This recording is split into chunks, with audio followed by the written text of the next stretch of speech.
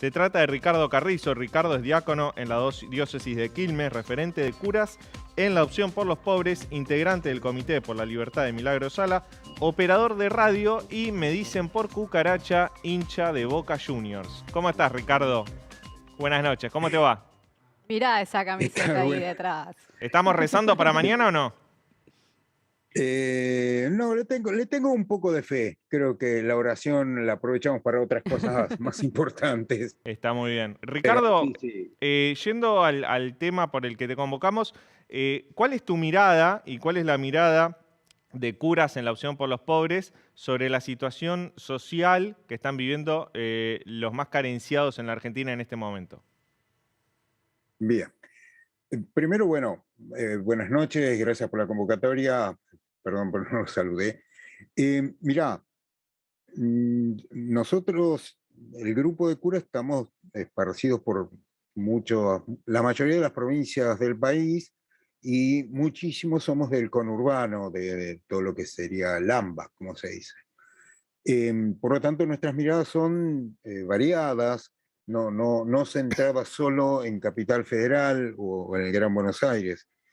Y lo que nos importa es claramente el tema de los pobres. Tratamos de acompañar a los pobres, no a la pobreza, porque simplemente creemos que es indigna la pobreza y que hay que combatirla y hay que buscar los medios para que ésta no exista. En ese contexto, y bueno, pensando en el 25 de mayo, eh, decidimos hacer este documento, se decidió hacer este documento donde, sobre todo por la inquietud de uno de los compañeros del interior del país, que la están pasando bastante mal. El tema es que lo que le pedimos al gobierno es que por favor haya políticas que ayuden a los pobres. Nosotros, políticas públicas, porque entendemos que la política es el camino para resolver el tema de la pobreza y que esto tiene que ser solucionado desde claras políticas públicas que no solo contengan, porque algunas hay de contención, sino para tratar de resolver algunas grandes falencias. ¿Cuáles son esas Y falencias? claramente, bueno, primero que hay un problema alimenticio serio, hay alimenticio habitacional, eh, hay problemas en cuanto al tema de salud, en cuanto al tema del transporte, el tema de los subsidios. Esto complica muchísimo a la gente de los barrios porque los que no están colgados o enganchados y que tienen que pagar un servicio de gas o de luz, les van a aumentar un 20%. Es cierto que dicen que es personalizado en algunos sectores, pero les van a aumentar. Entonces, vos tenés que después, en todo caso, hacer reclamo en algunos casos muy particulares. En cuanto al alimento, si bien es cierto que el gobierno nos está proveyendo a través del Ministerio de Acción Social, nacional, provincial y en algunos casos municipales, nos están dando mercadería para los comedores y para repartir a la gente, no estamos recibiendo proteínas, por ejemplo. Todo son harinas, harina, fideos, polenta, Claro. tomate, azúcar, leche en polvo. Que incluso es uno de los Eh, reclamos más grandes que vemos cuando las diferentes organizaciones sociales se acercan al Ministerio de Desarrollo Social.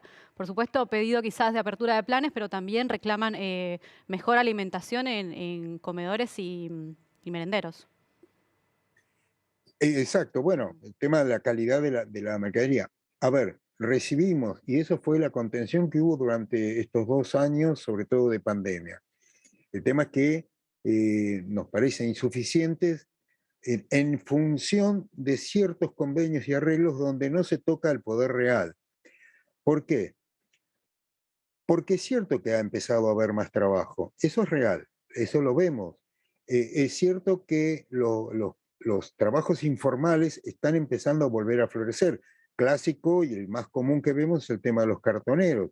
El problema es que un cartonero eh, o carrero que hace, ponele, no sé, 6, 7 meses atrás, juntaba cierta cantidad de kilos para comprar un litro de leche, ahora esa misma cantidad de kilos nos llega a comprar un cuarto de litro de leche. Entonces acá el problema es, no se está atacando a aquellos que inflan los precios, porque acá no hay un problema de inflación, acá están los que inflan los precios, los que deciden aumentar sin importarle el resto y aumentar por si las dudas, ¿no? O sea, siempre se decía los ejemplos de que iba a haber un anuncio, entonces ya aumentaban por las dudas. A ver, esto ya le pasaba a Mujica, Mujica también lo comentaba en sus cartas, ¿no? Ricardo, Donde estaban enfocadas. ¿tuvieron alguna respuesta del gobierno a este planteo que están haciendo ustedes? Con respecto a esta carta, este Sí, documento último que sacamos, sí. no, nada, que yo sepa, o por lo menos. A ver, tengamos en claro algo, el Grupo de Cura de Opción por los Pobres no tiene una estructura orgánica en cuanto a ni sede, ni solamente hay un secretariado que es el que redacta y que todos acompañamos, pero no hay cómo comunicarse salvo en la página web o en las redes sociales. A través de estos medios nadie se comunicó. Sabemos que hay gente del gobierno que tiene algunos de nuestros teléfonos porque estamos en contacto con algunas otras cuestiones, pero en particular con esto, bueno, no, nadie, simplemente lo que nosotros estábamos haciendo es lo que el mismo presidente pidió y que lo reflejamos en la carta, ¿no?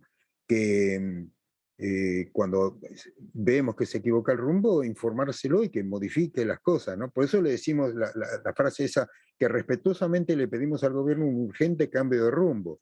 Claro. Este, Ricardo, porque los usted... pobres realmente no figuran en las políticas públicas. O sea, lo que hacen son parches y algunas soluciones. Es cierto que Juanchi Zabaleta está planteando el trabajo genuino, pero ese trabajo genuino está condicionado a un montón de factores que, si bien hay intentos, todavía no está floreciendo. Entonces, en el Claro, fondo termina siendo otro parche. te llevo justamente a esto que decís del Ministerio de Desarrollo Social, ¿no? Al principio de la entrevista vos decías, nosotros acompañamos a los pobres y no a la pobreza. ¿El plan social a qué acompaña, según tu criterio? ¿A la pobreza o a los pobres? Los planes sociales intentan ayudar a los pobres a estar menos pobres. El tema es que, a ver, tenemos acá mediáticamente que te meten en la cabeza que los planeros no quieren trabajar porque cobran un plan, lo cual es una estupidez soberana, porque si alguien cree que una familia puede vivir con un plan, realmente no conoce a los pobres, ni conoce la pobreza, ni conoce los barrios. Y habla por hablar, como justamente nos llenan la cabeza, o durante el gobierno anterior, que de la mentira hizo la verdad sobre distintos factores y cosas. En mismo Quilmes, donde yo estoy, me acuerdo cuando Molina asumió, vino a uno de nuestros comedores, o mandó a su gente a nuestros comedores para poder ayudar, ¿no? Entonces le explicamos, le mostramos lo que hacía, las necesidades, y dijeron, sí, sí, nos vamos a ayudar, y de repente se quedaban mirando, y gritamos que miraban, que yo decía, no, ¿dónde vamos a colocar los carteles? Digo, ¿qué carteles? Durante 12 años de otros gobiernos hemos recibido cantidad de mercadería, ropa, alimentos, juguetes, y nunca hubo ni siquiera un sello de dónde venía. Bueno, esto es lo que hizo una pandemia amarilla que padecimos y que muchas de esas consecuencias son las que estamos viviendo ahora, como el famoso tema de la deuda externa que complica al gobierno, Ricardo, ciertamente. recién nos decías que una de las falencias es la situación alimentaria de los sectores populares. Al iniciar su mandato, Alberto Fernández convocó una mesa contra el hambre. ¿En qué quedó eso? Tendrías que preguntárselo, por ejemplo, a mi obispo, que es el presidente de Cáritas, que es el que participó de eso. Yo sé que eh, ha habido trabajos, incluso había una caja particular que pagaban los empresarios, que traía una serie de alimentos muy diversos y que estaba muy bueno. Y eso durante casi un año se estuvo entregando, después no siguió, desconozco los motivos. Vuelvo a insistir, la deficiencia alimentaria está en cuanto a no tener proteínas suficientes o que siempre quedamos en un estándar. Y el mayor problema en realidad es que la gente pobre parece ser esclava en el sentido que no puede decir ni qué comer, ni dónde comer, ni qué vestirse, porque siempre depende de lo que hagan otros. Ricardo, En nuestros comedores, viste, nosotros teníamos, hasta hace un año teníamos 400 personas y se duplicaron. Y esto es claramente a consecuencia no solo de la pandemia, sino de estos últimos tiempos, los especuladores de siempre que pretenden ganar plata sin importarle el resto. Y estos son los que decimos que inflan los precios solo por intereses personales. Correcto. Bueno, muchísimas gracias, Ricardo, por tu tiempo, por la nota y no queríamos dejar pasar la oportunidad de reflejar esta situación social que vos bien narrabas. Buenas noches, muchas gracias. Bueno, muchas gracias a todos, bueno, y a Hasta luego. disposición y que entendamos que somos hermanos. Hasta luego, Ricardo. Vamos